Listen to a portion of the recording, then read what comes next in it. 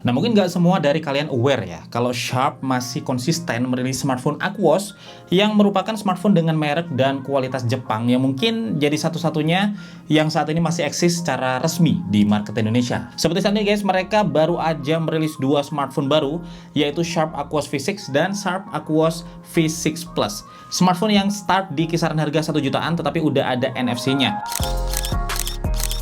Gue Febian dari channel Kepoin Tekno, dan sebenarnya antara Sharp Aquos V6 dan juga Sharp Aquos V6 Plus perbedaannya ada di kamera, kapasitas RAM, kecepatan charging, dan tentunya harga seperti yang bisa kalian lihat detailnya di layar. Dan dari harganya yang start di 1,9 jutaan, Sharp memposisikan Aquos V6 series ini di posisi yang cukup menarik ya sebagai smartphone dengan harga irit tetapi punya fitur yang cukup komplit. Dari sisi desain, Sharp Aquos V6 Plus terbilang ergonomis, desainnya menyesuaikan genggaman tangan ya. Jadi kalau kalian perhatikan di frame tengah ke bawah ini desainnya lengkung, tapi tengah ke atas framenya lebih flat dan genggaman tangan pas ada di lengkungannya ini guys. Jadi feel-nya cukup nyaman di tangan. Kemudian untuk port, dia udah pakai USB Type-C, ada mono speaker di bawah, tombol power dan volume udah sangat solid ya di kanan. Lubang mic dan audio jack 3,5 mm-nya ada di bagian atas smartphone, dan di kiri ini ada SIM tray yang kalau kita buka ya, ini SIM tray-nya merupakan dedicated dual SIM plus micro SD. Jadi ada dua SIM card slot plus satu slot micro SD terpisah. Lebih enak karena kita nggak perlu milih salah satu ya.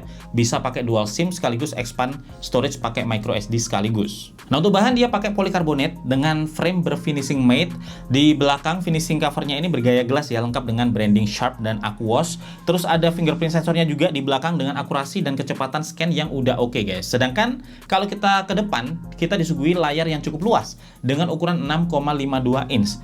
Tampilannya udah sangat baik ya untuk layar di resolusi ini, detailnya tampak tajam ya, dan kontras warnanya juga baik, dan layar ini punya refresh rate standar 60 Hz. Nah, di atas ini ada water drop notch guys dengan kamera selfie 8 megapiksel. Fiturnya udah lengkap ya, dan kita bisa zoom in sampai 1,5 kali. Kemudian ada fitur beauty juga, dan cukup menarik karena berbagai tool useful bisa dipakai juga di kamera depan. Kayak misalnya guideline untuk ngemudahin kita positioning objek, ada gradienter juga untuk melihat kemiringan kamera, ada touch to capture dan auto capture untuk jepret foto otomatis guys. Nah, untuk hasil foto selfie-nya kalian bisa langsung aja cek di layar.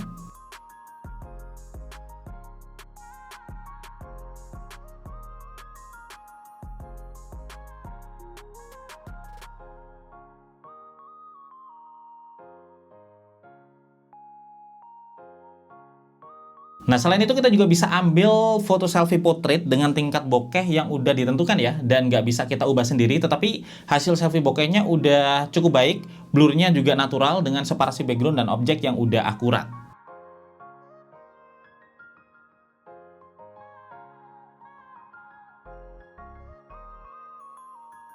Nah, untuk video selfie kita bisa rekam sampai di resolusi Full HD 30 frame per second.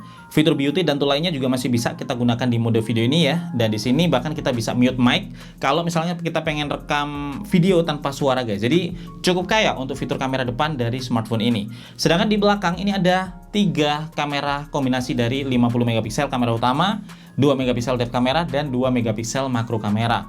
Untuk berbagai tool itu juga sama kayak di kamera depan, tetapi di sini ketambahan lagi ada AI scene detection sama steady snap ya untuk ngambil objek bergerak dengan lebih tajam. Nah, untuk hasil jepretan foto kamera utamanya kalian bisa cek aja di layar dengan resolusi sensor 50 megapiksel. Hasil foto kamera utamanya udah detail ya. Kemudian dynamic range-nya juga cukup luas di mode HDR, cukup mengurangi terjadinya overexposure waktu dipakai buat rekam outdoor.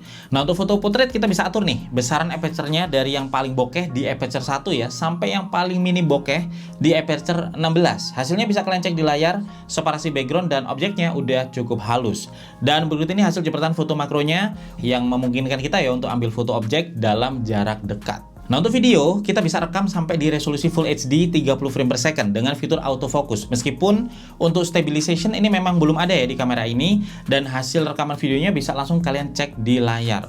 Untuk mode malam belum ada ya di kamera depan dan juga belakang, tetapi ada mode Pro yang bisa kita manfaatkan untuk ambil foto di malam hari, karena di sini kita bisa atur secara manual ya untuk ISO-nya, kemudian shutter speed-nya sampai manual fokusnya. Dan selain mode Pro, ada juga mode pano, kemudian high pixel, stop motion, dan juga light trace yang bisa kita pakai.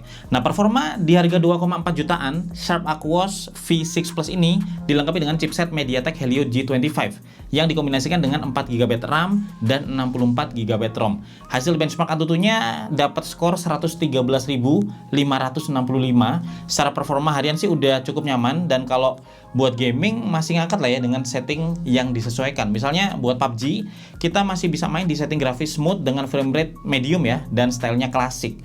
Experience sih masih cukup menyenangkan di setting grafis ini, meskipun sesekali wajar ya terjadi frame drop, mengingat ini game merupakan game yang cukup berat sebenarnya. Dan kalau untuk CODM, kita bisa main dengan cukup lancar di setting grafis low dan juga frame rate low. Masih menyenangkan juga main CODM di smartphone ini.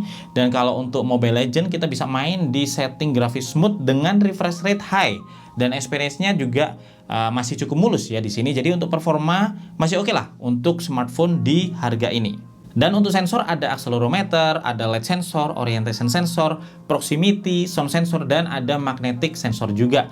Nah, untuk platform dia udah berbasis Android 12 ya, dengan user interface yang clean dan juga user experience simple. Secara experience ini nyaris mirip dengan pure Android ya. Jadi kalau kita swipe ke kiri ini home screen, kemudian kita swipe kanan ada Google Newsfeed yang nampilin berita sesuai dengan interest kita. Terus swipe atas ada app drawer, dan swipe bawah ini ada notifikasi dan juga shortcut center yang tampilannya kotak-kotak rapi kayak ini guys. Nah, fitur-fitur umum seperti dark mode, kemudian reading mode udah ada ya di smartphone ini. Nah, yang menarik, selain udah dilengkapi dengan fingerprint sensor, Sharp Aquos V6 series ini ya, baik yang V6 Plus atau bahkan V6 yang lebih murah, itu udah dilengkapi dengan NFC. Jadinya kita bisa cek saldo e-money atau isi ulang saldo e-money langsung dari smartphone ini.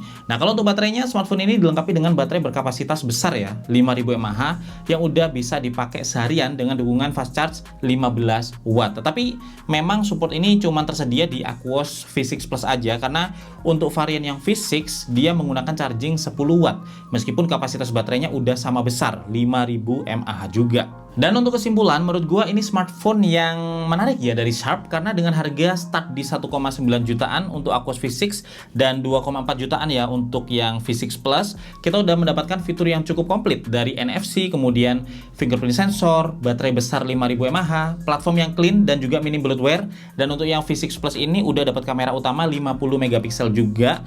Jadi buat kalian yang cari smartphone yang beda ya dengan sentuhan kualitas Jepang, Sharp Aquos V6 Plus ini bisa jadi pilihan. Untuk link pembelian dan juga info penting lain, kalian bisa cek aja di kolom deskripsi guys. Kalau ada pertanyaan ya tentang smartphone ini, silahkan sampaikan di kolom komentar. Gue Febian dari Kepoin Tekno pamit dulu guys. Sampai ketemu lagi di video Tekno menarik lainnya besok.